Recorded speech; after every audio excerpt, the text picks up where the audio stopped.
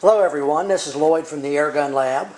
I want to talk a little bit today about safety as it relates to operator error. In other words, us messing up, not doing what we're supposed to do, and causing problems for ourselves or the people around us. Specifically with modified guns, ones that we're working on that we're changing from the factory settings, and we're modifying them usually to get more power. We've got a lot of ammunition down here, you know, all the way from the little 177 on up to 50 caliber. Some people like to stick with the little ones, some people like the big ones for hunting or just for the power of it. And to get the power, you need to modify the gun usually. I've got one that I've spent some time on here, Benjamin Marauder, favorite for a lot of people. It's easy to work on, easy to modify, but you know, it was built for 25 caliber. That's the biggest caliber they sell it in. You start modifying it, you void the warranty, that's the minor part of it, but you're doing things that the gun wasn't originally designed to do, and you need to be real careful about that. This gun right here has what's called the J-bolt in the back. If you see here, the way the bolt locks, when you cock it, push the bullet forward past the transfer port, and you pull this back, get it ready to fire, it exposes a transfer port. Now this gun here is .357 caliber. Alright, so here's the .357 I'm shooting out of there. Here's a .25 it was designed for, gun was designed for. So shooting a lot heavier bullet, a lot more power, and plus I've modified the way it locks too. So have I messed up here? Let's see if we can do some testing, some calculations to figure out what's going on. One way that it's easy for people to mess up, to make a mistake, and it's happened to all of us, I know, with PCPs, is you're taking cock a gun and you don't fully retract the bolt. You don't lock the bolt back before you fire it. And then when the gun is fired, the bolt slams back. You know, with this one, it's got this J slot here, it can only travel a small distance. If you take and look at the way the gun is underneath, the breech is underneath, if you don't lock this bolt properly and fire it, this can slide all the way back. Now, one thing you got to remember is when it's sliding back, it's got the hammer and the spring, because they have just moved forward to fire it, so it's trying to push those back, so they're absorbing a lot of energy. The gun as designed from the factory is safe. No issues whatsoever.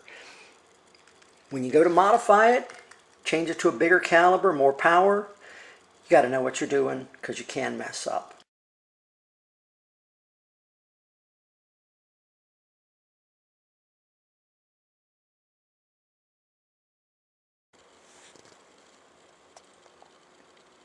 I came up with a test simulator to simulate what would happen with the bolt if it slammed back.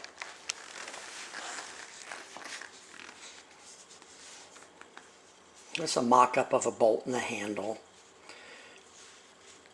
Almost 3 ounces. Fairly typical of a big caliber gun. This is 1/2 inch diameter here. It's just made out of a piece of grade 8 bolt. This piece here simulates a handle, grade 5 bolt. This is a piece of aluminum tube, 1/2 inch diameter on the inside. We've got about 10 cc's of air, 10.3 cc's of air actually. In a normal situation, this bolt were forward and locked. You fired the gun. You know, for every action there's an equal and opposite reaction. Air goes forward, blows the bullet out the muzzle. Okay, if this bolt wasn't locked and flies back, hits into the slot, what's going to happen when it hits it? This slot is particularly long because I want to simulate the velocity that this bolt would be able to fly back and hit this slot. Now, if I'm shooting at 3,500 or 4,000 psi of air and just have a little bit of travel, we'll get a fair amount of velocity in a short distance. I'm only going to be simulating with lower pressure, but I want this to hit the back of the slot with the same velocity. So I've done some calculations, we'll take a look at those, but this bolt can easily be traveling at 100 feet per second when that handle hits. For the smaller calibers, it may be traveling just at 15 feet per second, just not moving fast at all. But the bigger calibers, higher pressure, a lot faster. So potential for damage or something breaking is a lot greater.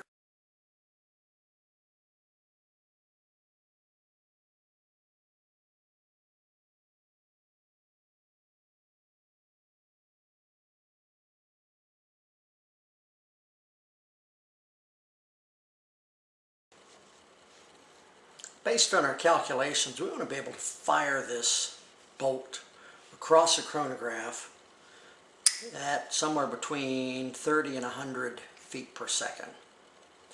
The way this is designed, this bolt will go forward, and in the real test, the destructive test, this bolt handle is going to hit the end of this slot and something's going to break probably. There's an O-ring on this bolt. Got the air chamber back here like a regular PCP. Going to pump this up between 300 and 1,000 psi depending on the velocity. And then there's a latch here which will allow this to fire forward. For the preliminary test, calibration tests, I'm just going to stick a weight on the front end of it to simulate the weight of the bolt handle. We will actually fire this all the way out, fire this right out across the chronograph. So we'll see what pressure we need to get our required velocities to do the actual tests. Alright, we've got it set up to do the testing. This is going to be preliminary testing to see what pressures will give what velocities for the simulated bolt out the barrel. This is the bolt. The handle is off of it because the handle would get caught in the slot, and I don't want that to happen yet until we're actually doing the destructive testing. I've got actually a lead bullet stuck on the front so that this thing weighs, so that the bolt weighs the same as it does with the handle, without. Here's the gun setup. This will be loaded into here, and my trigger mechanism. So this will go back, it'll be latched in here. Pressure will be built up, then it'll be fired.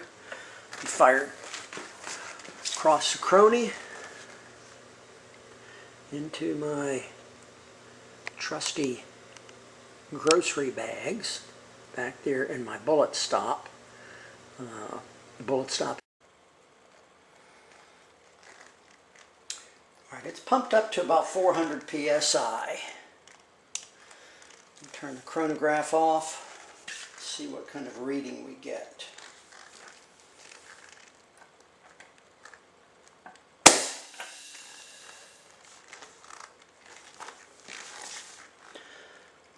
.6. So that's pretty slow. All right, but 400 psi is 45.6 feet per second.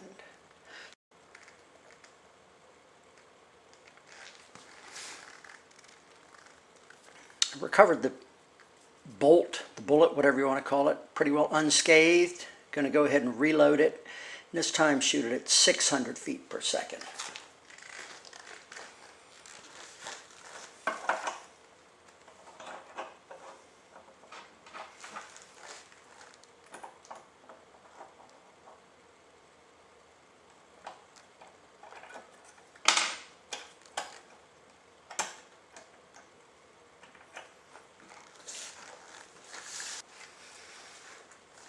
our first shot was at 400 psi. We're going to try this shot at 700 psi.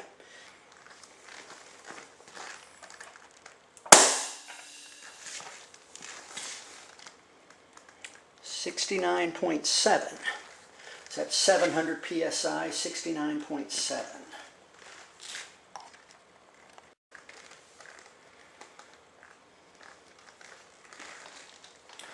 We've got it reloaded, this time at 1,000 psi. Earmuffs required this time.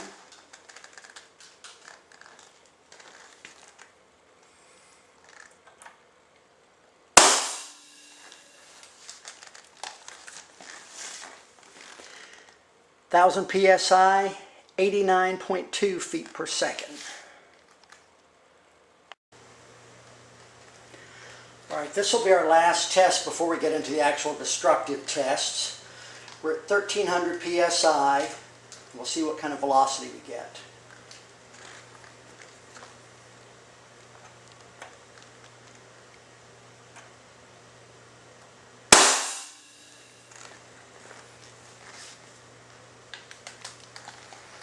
.5 feet per second. That would be if the bolt were flying back towards the rear of the breech at 103 feet per second. That's pretty fast for a bolt.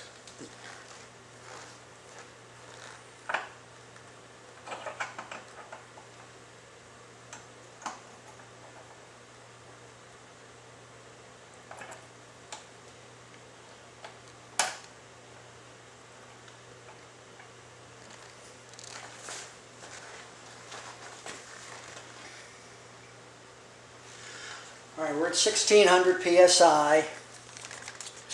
See what velocity we get.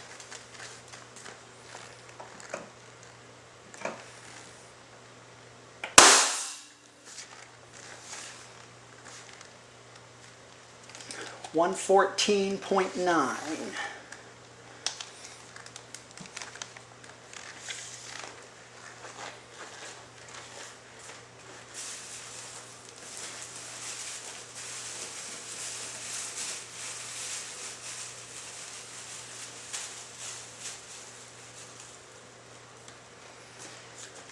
And again, it's still ready to go. I'm going to take it apart and put the handle on for the next shots.